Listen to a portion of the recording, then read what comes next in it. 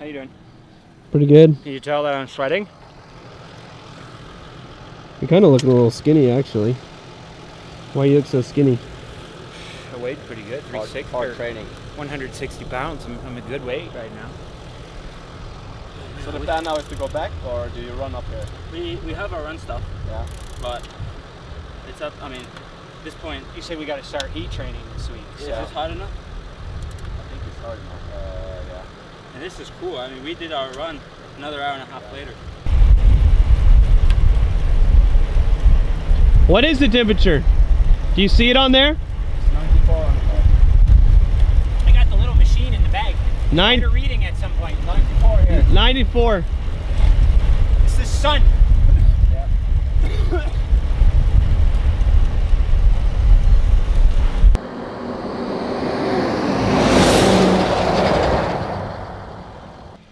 Will you grab the Gatorade out of the fridge?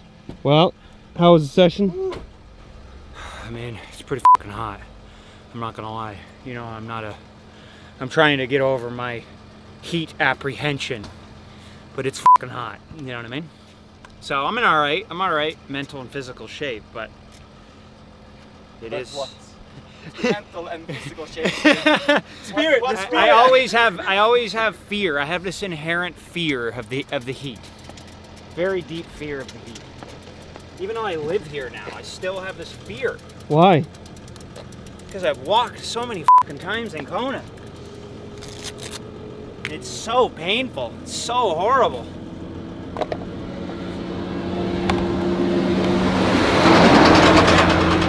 I wouldn't recommend doing 72 minutes at about 360 watts in Kona, you know? So it might feel a little bit better than now. But I'm a Norwegian. Now I have no fear of Norwegians. Have no fear. No fear of The Norwegians. Norwegians this time. here. Let's see the hat. High quality. Really high quality. Amazon.com. Shout out. Are you? What's next? What's the total day? Give us a roundup of the day. So obviously, first piece, we have Coach Mikal here, famous for. But Coach Mikal Mikal made a program when he was in Norway. Uh-huh. They didn't know the temperature outside. Yes. So we're on the Mikal method now. I mean, it's actually not even that hot.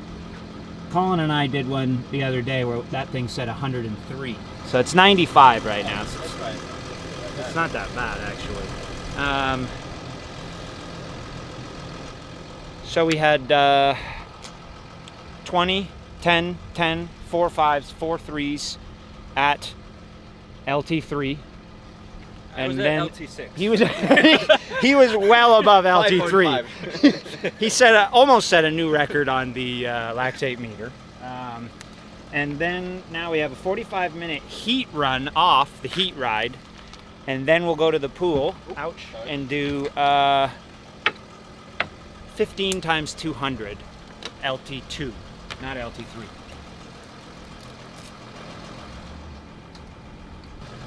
Lionel, tell us what we have here. We got a beauty of a vehicle, Winnebago Revel. As you can see, it is very useful in these situations. In fact, we could just camp here tonight if we wanted to get back into it first thing in the morning. Where I'm going, you know, in my mind is got a little baby coming. I go to all these places, I don't really stay at them or experience them, and moving, you know, as I'm sort of wanting to live my life a little more fully. I'd like to maybe start to try and drive to races and stick around, do some training camps, these sorts of things. So, what better place and vehicle to do it? Some in-person coaching you're getting now. Yeah, first time ever. Have you gotten in trouble yet? I'm just observing. He's observing at the moment, understanding first and foremost that Then in 2 days we sit down, have a PowerPoint, and I think first and foremost, I think he's going to come to find that for me to keep my lactate under 2.5 in these conditions would require, I don't even know if I could do it physically. Let's get a lactate after the easy run, and I bet we're 2.5 now. That'd be 2 point. It'd be 3. I bet you it'd be close to 3. I just need a GPS when I'm ready. We can run on the thing a little bit, just 20. But I'd rather have you push up the intensity a little bit. than What? go- Like, I'd rather have you run 40 minutes than running 1 hour. We want us to heat up. I'd rather have you do that than just be out jogging for an hour. That's fine. Oh, I wish Yeah. you didn't say that. We don't have to run that hard, but the core is going to be that. We're gonna go 335 now. No, don't go crazy. But I'd rather have you go shorter and a little bit higher core than Ready? go long. You have your GPS?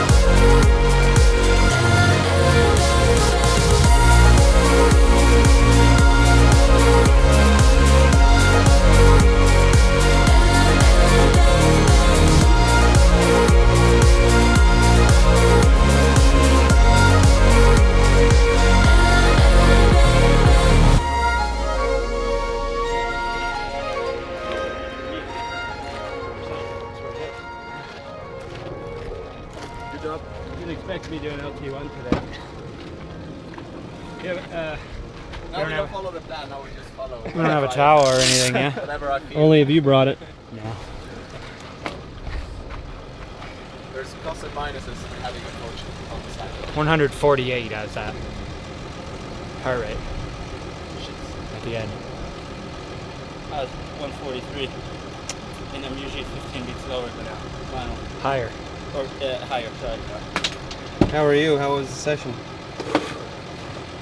I mean, I was probably on Sunday, or on, was it Sunday or Monday? On Monday, very close to heat stroke. I don't think that you could possibly be fully recovered after one day. So it's another stimulus, undoubtedly. But I didn't feel too bad, actually. I didn't feel that bad. I mean, that's, oh yeah. That's, how many hours is that? Today? It's 3.5 hours, Yeah. all in the heat. Let's get one more reading too now. Just out of curiosity, because the temp goes up, and you feel, you're like, oh my God, I'm blowing up. But what's happening is the temperature is now 100, right? Now it's above your core. And That's what happened the other day. There's only one way the internal temperature can go, when the temperature is above your core. Above your core. So we're getting there, undoubtedly. 98 would be my guess. Are you training for Kona or are you training for Dallas? Is that a question? We trained through Dallas. Dallas Kona next year. coach didn't want us to do Dallas, so we said we'll train as if Dallas doesn't exist, and then we'll just go do Dallas. 98 and 35.3% humidity. One thing though we got going for us is that it's a lower altitude here. It's almost 1,000 feet lower than where we've been doing our run. So that's 98.3, 98. Still rising. it's pretty moderately stable. 17 I was bad, 18 I was bad, 19 I was bad. All of them, I don't go to the fucking medical tent. The medical tent, you know what I mean? But if I went to the medical tent, they'd have been like, you totally f***ed, guy. I just don't have a high threshold for passing out, that's all. Yeah. Sarah True has the opposite problem.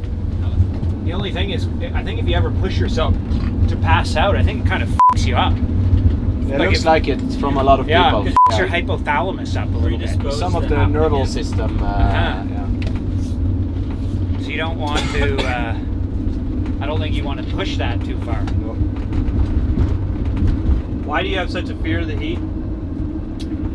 I think because, this is my theory, and maybe it's just hubris. My theory is because my threshold for passing out is high, it's a logical, legitimate brain signal, because the body is like, you're gonna kill me. you're gonna kill me, so I'm gonna instill fear, just like you have fear of whatever, fill in the blanks of like a deadly animal or something. You have a fear of it. And it's a logical self-preservation mechanism. And I think, well, I mean, lots of guys have done it. Like, I'm pretty sure Mark Allen pushed himself one year in Kona and had to get like 6 feet of his colon taken out. Something ridiculous. Someone did. 6 feet of his colon? Yeah, someone did. I can't remember who. I think it was Mark Allen. He pushed himself so far that he did literally rotting. His internal organs are rotting. So that is a legitimate fear. Have you pushed that hard before in Kona? That it gives you that fear? Yeah, I was scarred for a long time. I mean, 17, I was almost fulfilling my life dream. You know what I mean? Like, I almost fulfilled my life's work. And so I was like, to the point where I was like dragging my foot on the ground because I couldn't lift it anymore high enough to get off over the ground.